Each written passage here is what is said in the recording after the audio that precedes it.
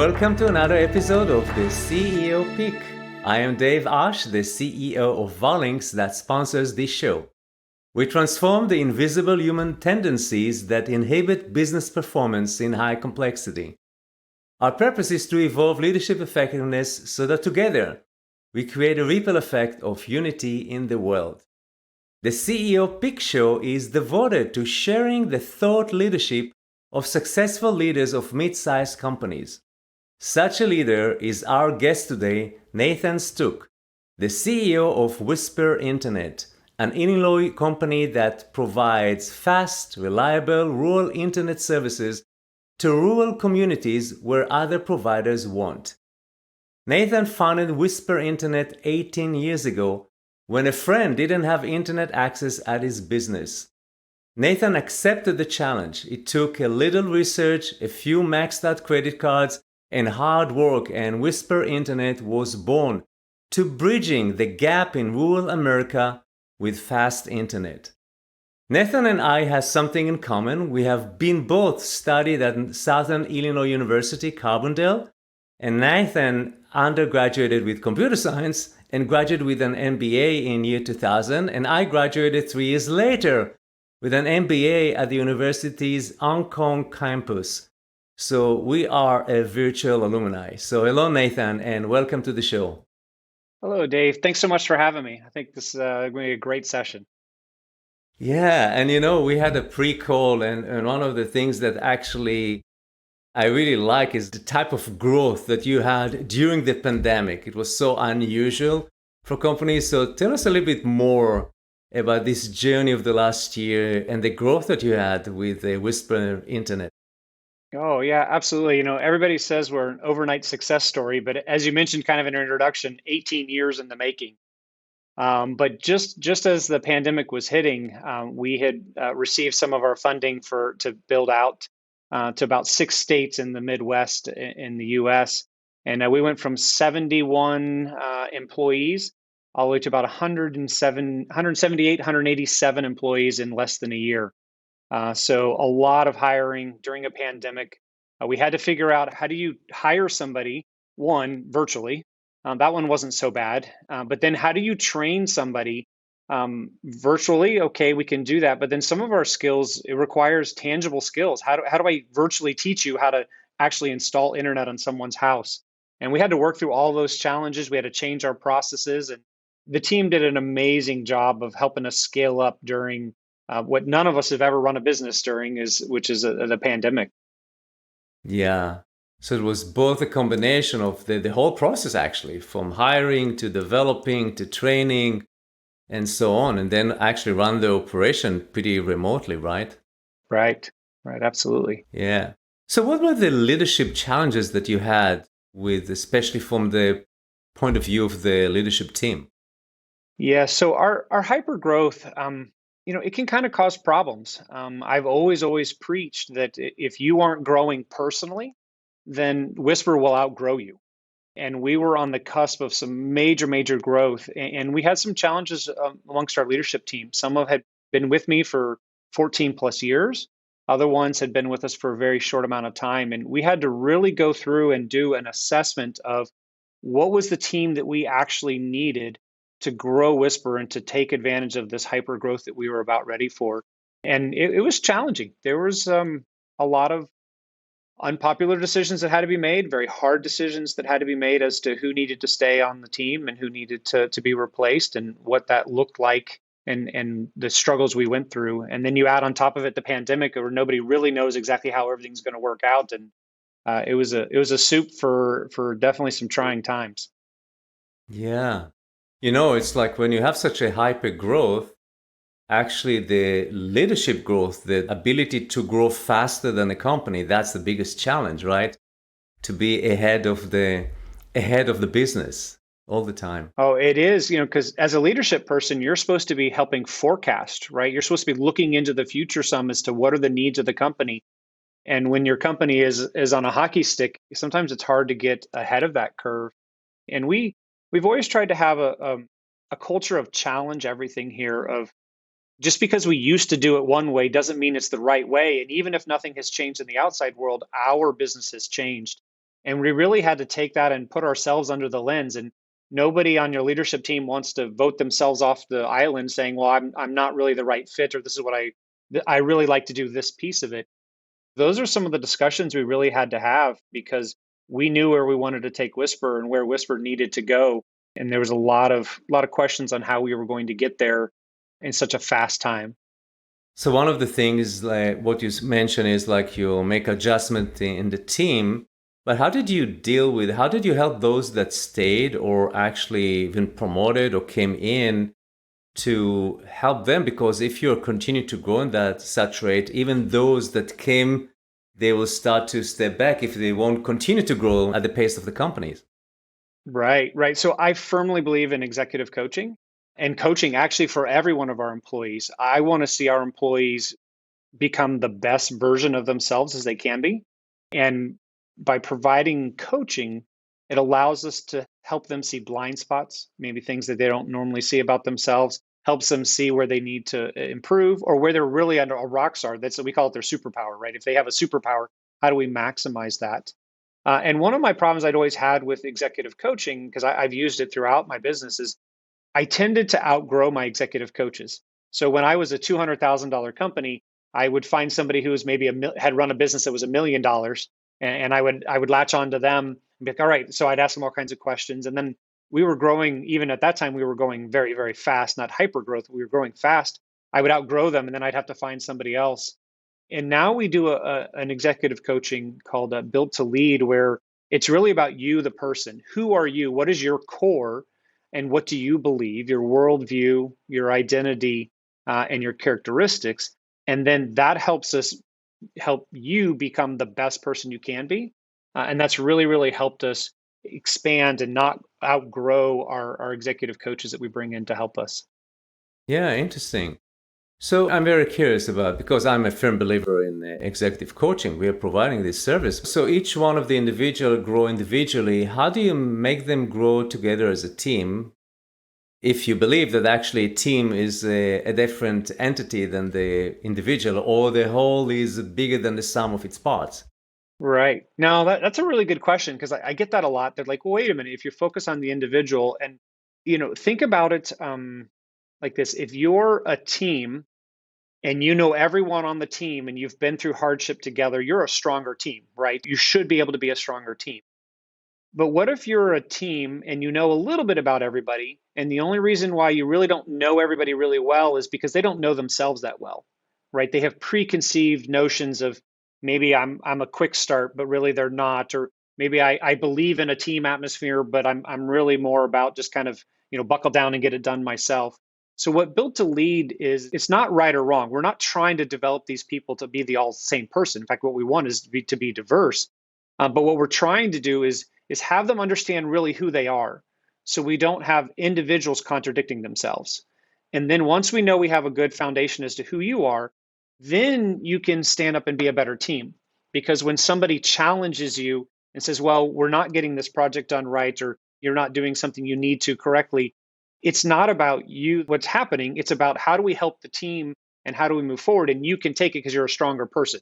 You're like, oh, no, that's a blind spot I didn't realize. Thank you for pointing that out. And now how do I work on that? So it is a team approach individualistically.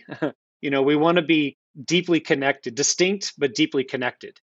Because the last thing we want is all the same people rowing in the same direction. If we had that as a team, then it would just need to be a team of one. We want all those different learned things that they've brought throughout their life into solving our problems that we face as a team. Beautiful. So what other strategies you had to deal with such a hyper growth? One thing is to create the growth. The second thing is just actually to manage the growth, right? Right, to manage the growth. So we use a process called EOS. It's Entrepreneur's Operating System. Gino Wickman came up with it. And I remember back in 2008, 2007, I woke up and realized, oh, I own a real company, right? I mean, we all want to own a real company, but it was 2 million in revenue. We had 17 employees. And that means I had 17 families that were relying on me to make a good decision. And it was like, holy cow, this is real, right? This is a real thing. This is what I've always wanted. But I just kind of had it like a 2x4 hit me upside the head. And I started reading books because I always joke that I was the CEO by default, but I wanted to become the CEO that deserved to be the CEO. So I started reading books. I have dyslexia, so I spell at a third grade level and read at a six. So I listened to all my books, and I'm able to listen to them at 3 times speed. So I listen to a book a week, and I would come in and tell my leadership team, "All right, this is what we're going to do," and they're like, "Okay." And then the next week I'd come in again, and I'm like, "All right, now this is what we're going to do." They're like, "Okay." And then the third time I'd come in, I'm like, "All right, now this is what we're going to do." They're like, "Wait a minute, we haven't even finished what you said to do for week one." I'm like, "Well, hurry up." And then they finally stopped me and said, "Well, what are we going to do next week?" I'm like, "I don't know. I haven't read that book yet." And then one of my friends turned me on to Gino Wickman's book called Traction. And he had read all the same books I did, and he had completed the rest of the story, kind of like Paul Harvey would say, "What's the rest of the story?" And he was 20 years ahead of me. So I had the rest of the story. And in 2010, we started implementing EOS and working through that process. And I think that core foundation really helped us. It gave us a common language across all of our departments. It gave us a common meeting format for what we do. And it really allowed us to take this hyper growth that we went into in 2020 on top of the pandemic and everything that was going on. And we just scaled our processes and it scaled really well. Whereas if we didn't have that foundation of EOS, we would have scaled it like one department would have scaled better than another and all over the place. And we would not have been able to bring it all together and kind of keep a common theme across the whole company. And I think EOS is something that's really, really helped us take on that hyper growth that we've experienced and are experiencing now. Incredible. It's so important to have this kind of a common framework. You used more than one framework, but when you have a common framework and a common language across the organization, you create such kind of alignment towards something that works in most situations. And then you add your flavor to that, but at least you have the ground foundation. And you don't need to invent the wheel, right? You don't need to create your own framework and need to adjust something that works. Yeah, absolutely. There's several of them out there, and I picked up with Gino Wickman's, the EOS. But to kind of put it in perspective, we have 110 more employees here now than we had a year ago. Like at a snap of a finger, we have more employees that have been here for less than a year than have been here for more than a year. And if we didn't have that common framework, it could have been even harder than it was. I mean, most of our new employees are already drinking from a fire hose, right? Because not only do we need to hire them, we needed to take our 2 months worth of training down into 2 weeks. Oh, and it all had to be virtual. So how do you do all that? And because we had that common framework, every single department, every single person, we speak about our rocks, which is our 90-day goals. We talk about our vision and where the company is going to go. And that allowed us to create that unity across our entire company super, super fast instead of them hearing bits and pieces and it all said the same thing, but it was all said differently. So they thought it was different missions we were working on and different things we were trying to achieve. Yeah. Keeps the unity, especially in high growth, when you have more members also added probably to the leadership team, right? And we did, And yes. then how do you keep this alignment while you are moving and Right. hiring, still keep this? Because when you have new members, the team dynamics changes, right? So how do you keep it? Did it help you actually to keep this alignment across the team members? Oh, it absolutely did. I think back to we've done a couple acquisitions where we were here at headquarters office. We call it the hub, Mascuda, and we bought some companies that were 5.5 hours away. So they were far enough away that I didn't want to have to drop everything to go down there and fix something, but they were close enough I could do that. And that was about 3 years ago. And we learned a lot from that. We learned a lot about how to run a business. It's one thing to run a successful business when you're there, it's another thing to run it when you're not. And I think that helped prepare us. What we learned there on how we do our training and this common language and this framework that we used then was just magnified when we had our hyper growth. Because now we call them spokes. So we have 5 extra spokes that we have where we didn't have that before. We only really had 2, and we're adding more and more spokes as we go. And that framework, no matter what spoke they go to, they hear the same thing. It may be a slightly different flavor because they're learning, but it's a constant message, a constant message. Every meeting we have, we reinforce that. It's just been tremendous. I can't imagine doing it without having that framework. Yeah, cool. So what other strategies you had which you can relate to that help you to succeed in such a hyper growth? I think one of the things that I'm process driven. I'm a programmer by trade. My former life, I was a programmer. So I kind of try to think about logic and how we run it. And one of the things you kind of have to remember in hyper growth is you can't be as efficient as you want to be, but you just have to get it done, right? So lose some of that efficiency just to get it done, just to keep up, and then you can come back and work on those systems. And one thing we found is that you might say, oh, well, an Excel spreadsheet is not very efficient, and you're absolutely right. However, if we had waited and designed the system we thought we needed to manage whatever we were trying to manage in the Excel spreadsheet, by the time we got done with our hyper growth, it had changed 4 times as to what we really needed. So we were able to pivot very quickly. And yes, it took more time and it was less efficient for us, but we didn't get so locked down into this is the way we've always done it. I think actually the pandemic kind of helped us. I can't remember who said it, but don't let a good crisis go to waste. We had to make a lot of changes with how fast we were training our employees, how we were training them. And the pandemic forced us to do that, right? How do you go install internet at somebody's house without actually ever going inside when our equipment is inside? So that process of thinking about that was something that really actually helped us change what we were doing during this hyper growth. And it all actually worked out really well together. I think we were able to get a lot more done because it was like, no, this is what we have to do. And we just kind of went on instead of having everybody say, well, let's think about it. And I'm not so sure. And what can we do? It really probably actually helped us streamline a lot more than we expected it to. Yeah. This is the power of constraints. When you add constraints, sometimes they help you actually to accomplish more if you didn't have them. Right. It's interesting, actually, the fact that you have such a growth virtually and you needed to change team, you needed to add more members, and still you need to change the operating procedures while you're doing it all on the spot, right? Yes. Yes. All with a pandemic looming. Yeah. I think another strategy, if I can touch on one real quick, is asking ridiculous questions. We're trying to build out to 80,000 locations. We have 6 years to build out to those. And I asked my leadership team, how could we build out in 1 year? And the quick response was, give us more budget. Okay, but that's not an option. So just like what you talked about, those constraints, ask crazy questions. Our normal install takes 2 hours. How can you get it done in 15 minutes? Or how can we get it done without us at all going to the customer's house? What do we need to do? And we may not ever adopt any of the ideas we had, but it was, how do you think differently? How do you challenge what we're doing just because we're doing it this way? It may not be the right or the best way. And that's something that the pandemic forced us to, is how do you actually do an install without going in the person's house? That's a ridiculous question if you really think about it, but we solved it. We figured out how to do it, and it's actually working out really, really well. Incredible. When startups are young, they have this agile mode, MVPs, and then when they grow, they think that they need to outgrow this mindset. But if you look at what you did, you actually kept that. When you talked about efficiency, I don't need the big thing. I need just get it done with the minor way, and it will fix it later on. And this is really like the agile mindset of kind of experimental thing. Just get it done and put it in the market fast, right? And you keep it even when you are growing into the 100, 200 and more. I wish I had this mindset running a bigger company.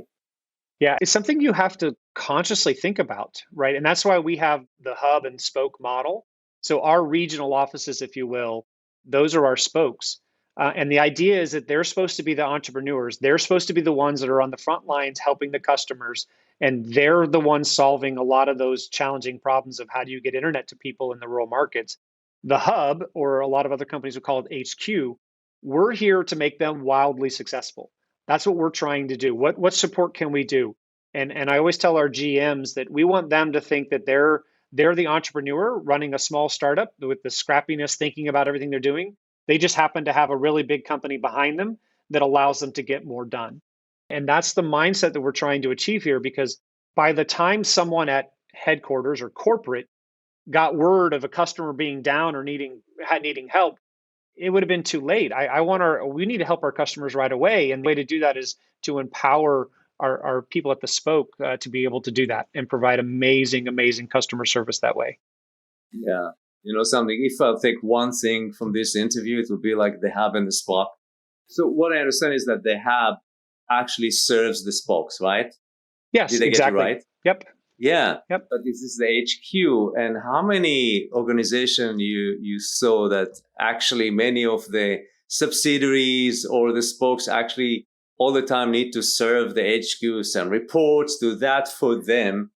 And until the HQ, the hub becomes the primary stakeholder, rather than it should be exactly the opposite. And this is kind of a innovation killer, business killer. And I think it's a great place to wrap up this interview, Nathan. Anything else that you like to add that we missed today? No, I think it's awesome. I just appreciate the time that you had, and it's always fun talking about Wisper and where we're trying to go. So thanks so much for having me. Yeah, and thank you for taking the time to be with us today. It was really a great interview, and especially we don't have a lot of companies that come with hypergrowth. So thanks for sharing the experience and the wisdom. Absolutely.